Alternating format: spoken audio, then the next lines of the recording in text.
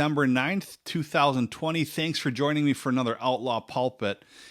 So it was April 6th, 2001, and the Milwaukee Brewers Stadium was just opening. It was opening day. Now, here's the thing. I lived in Milwaukee. I grew up in Milwaukee, Wisconsin, and so I'm very familiar with this story. In fact, I was at that game on April 6th, 2001. You see, the Milwaukee Brewers had this old stadium. It was called the County Stadium, Milwaukee County Stadium. Now, if you've ever seen movies like Big League, then you would have seen our what we call the stadium. It was pretty rough shape. The coolest thing we had going was Bernie Brewer going down the slide and Bob Uecker, Mr. Baseball himself, calling all of the games. Well, up until this point, the Brewers weren't really the greatest team in Major League Baseball. A lot of people questioned why they would need a new stadium. They weren't even filling the old one. There was just a lot of things going on. They were going to raise the city tax to pay for this new stadium. In fact, while this stadium was being built, Mitsubishi had one of the world's largest cranes at this stadium in order to put on the retractable roof, which this stadium was being built in the backyard of the current Milwaukee County Stadium. Well, it was a tragic day when the big blue crane actually tipped over and collapsed the whole side of the stadium, and a few people died as well. It was an awful scene. I actually drove up there shortly after I heard the news, as the church I was on staff at was probably 4 miles away. It wasn't very far. But what's interesting about this whole scenario is that the Brewers were not doing very well, and yet they went ahead and built this new stadium with the mindset that if they build something bigger with a retractable roof and everything, and it was pretty cool the first year, because after every game, as a thank you to the taxpayers, they would open the roof and close the roof while playing 2001 Space Odyssey music. It was kind of cool. But here's what happened. The Brewers got their stadium, they tore down the old one, and for the first year, every game was a sellout. It was packed with people. Where am I going with this? I'm glad you're joining me this afternoon, this morning, whatever time of day it is that you're watching. They packed out that stadium every single game that first year. Why? Because people wanted to see it. They wanted to see this new stadium that they've put some money into, whether they liked it or not, through taxes. And after that first season, well, the Brewers kept losing. They weren't making a postseason appearance, and to this day, they haven't been back to the World Series. They were very close, but lost it to the Cubbies one year. What's interesting, though, is that the following years, attendance dropped drastically. And the city people and the Brewers, they're all left scratching their head like, what's going on? Well, I'll tell you what's going on. You built a stadium, but the substance wasn't there. There were no wins. Well, there were wins, but there were very few. Not enough to get into a postseason playoff run. And so their hopes were dashed. And now the Brewers they're doing better. They're doing much better. They've been to the postseason a couple of times. But a building will attract people. Absolutely it will attract people. But over time, there becomes this moment, what I call the Brewers syndrome, where people start dropping off because everything's the same old, same old. It's just been repainted, built up, remodeled. And I think that's a lesson to be learned in churches today. I was on staff at a church in Milwaukee where we had a little church in a trendy part of the downtown area called Bayview. Now it's like the place to be in Milwaukee. It's a cool hangout area.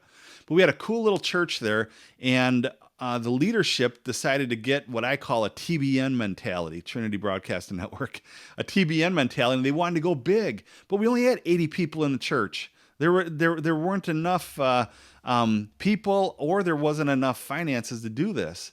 Well, they pushed and pushed and pushed, and eventually they got the new church building that they wanted in another city down the road. And for the first year, it kind of attracted new people, but they soon realized the substance wasn't there. It was the same old thing. In the church culture, we have what's called Boomerang Christians. Okay. This is not a term that's out there very much. I've come up with it on my own. I call it Boomerang Christians because these are people in any city, and I see it more in the smaller city I'm a part of, where a new pastor will come in, a new building is built, and people will leave their church, sometimes their church that they've been to for many, many years, to go to this new church. As if something is going to be greater, something's going to be better, they're going to have more ministry, more outreach, blah, blah, blah. A lot of churches actually build and expand, and their tagline is so that we can do more ministry. Think about that for a minute.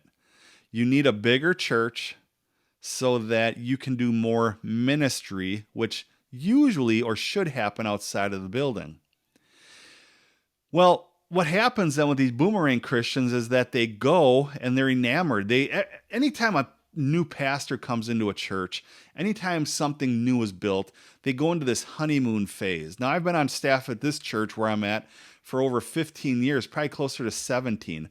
The prior church I was at, I was there for 8 years as a youth pastor and the associate pastor. Every time something new happened, anytime a new staff member came in, honeymoon phase. What do I mean by that? Well, what I mean by that is that they are enamored with this. This person, this church can do no wrong. And then it's like a marriage. You start seeing things, you start learning things about each other. And this is the case for church. People begin to say, oh, we have this new building, but we're just not doing the outreach that I had hoped. Or, oh, the programming's still the same. The pastor's messages are still the same. The leadership or the board are still the same. And so what happens, they're at that church for a while, and then they either go back to their old church, or they go back to, they end up going to another church altogether. And eventually, I've seen it enough times, a lot of pastors have seen it enough times, that person that left makes the rounds and then they come back again.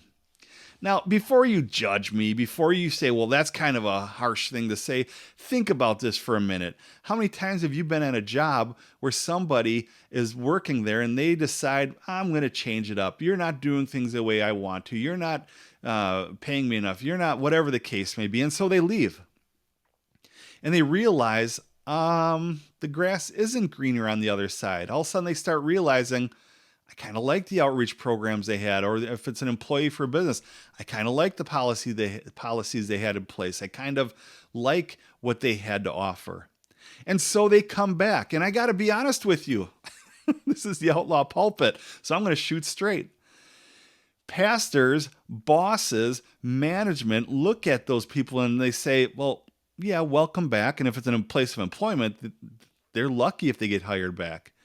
And they say, well, welcome back. And in the back of their mind, they're like, next thing that comes up, next big thing that comes along, you're going to be gone again.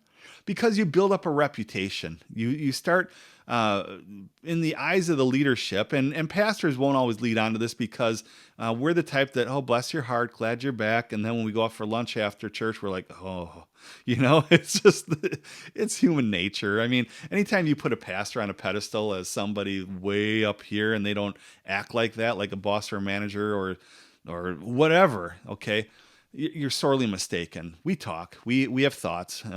We're probably a little more diplomatic in how we convey those thoughts. But there's a real danger in that because churches strive for the next big thing. I know because I've fed the machine. I know because I still probably do that kind of stuff. Where if we can get this outreach going, we can do this sort of ministry. That will start getting people in. The real danger, though, is when we make building goals the goal versus ministry goals.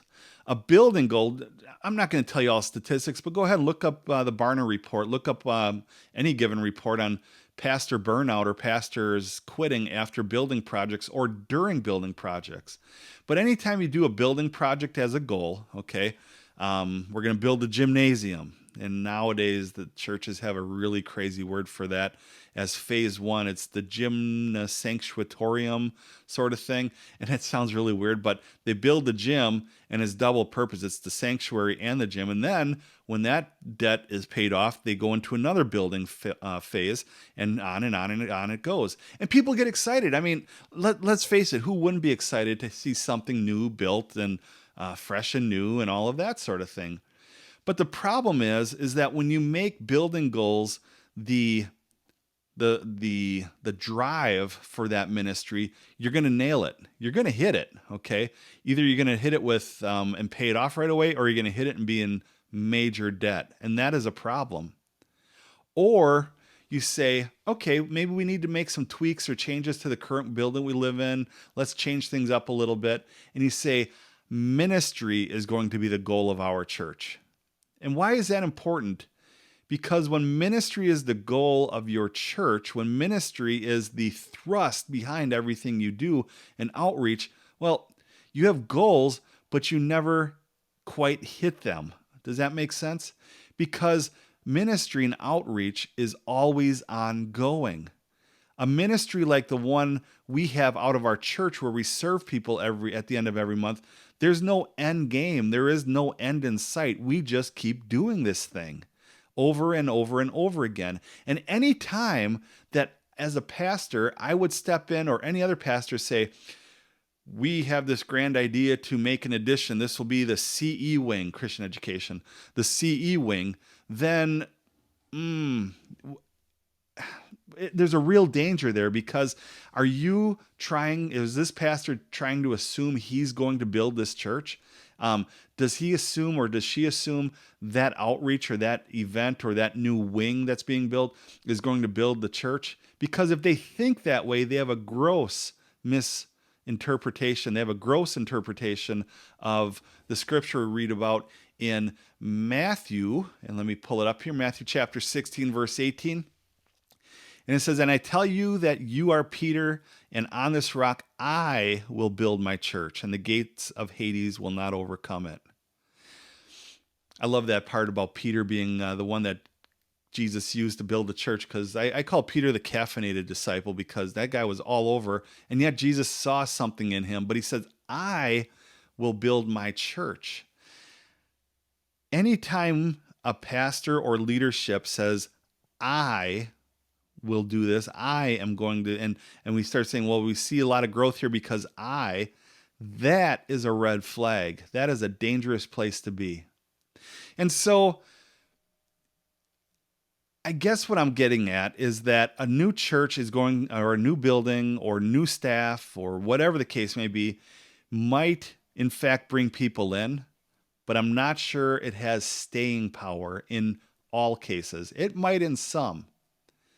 But a church ought to look back and say, okay, we're going to make what we have work, because we want to focus more on outreach and ministry. We got to keep what we have nice, okay? For those of you that are into brick and mortar church buildings, we got to keep what we have nice. It's nice to stay up to date.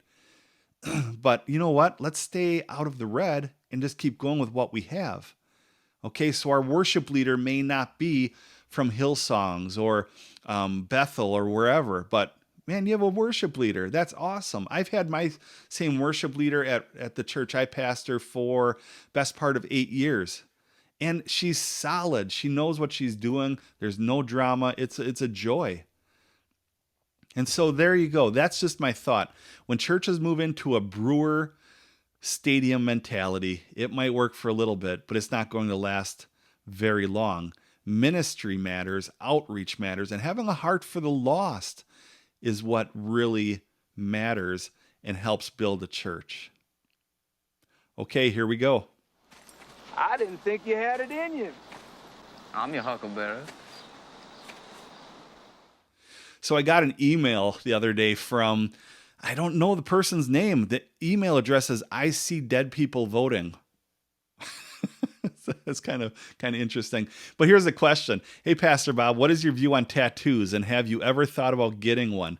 Now, I'm not going to go into a lot of time on this one, just simply because you can go over to the YouTube channel, Sanctuary International Matrix YouTube channel, and you can see Pastor Bob Beeman or Pastor Scott Heron have talked about this over and over again. But honestly, my view on tattoos is I don't have a problem with them. If we're going to use Old Testament scripture to back up or have an argument against them, well, then we're using scripture way out of context, because context and culture are king when interpreting scripture. That aside, I really don't have a problem with them. Tattoos today have taken on a way different meaning than, World War II grandpa with the tattoo on what branch he served in, or, some biker with Hell's Angels, or, the big bulky guy with the I love mom. No, these days you get young women, young ladies, or ladies in general getting a pink ribbon tattooed on them because they fought and they won the battle against cancer. You look at, I think, of Pastor Bob Beeman. He's got a whole story on his sleeves that he has for tattoos. And, it just has a different meaning today. A lot of people get tattoos to symbolize a time of change in their life, a victory, family. I love the ones where people get tattoos of their kids' names. Now, to answer your question, no, I don't have any tattoos. And honestly, I don't plan on getting any. I just, my personal opinion is I don't want them. I don't, I think scars have better stories, actually, but that's just me. But yeah, I really don't have any tattoos, and I don't have I've thought about them. I've thought the whole wife and kids and everything names on me would be cool and stuff, but I just really don't have an interest in them. So there's my 2 cents on I'm Your Huckleberry. If you have a question you want me to address, email me, outlawpulpit@gmail.com, and I will address them right here on the next episode. Thanks for watching. Have an awesome day.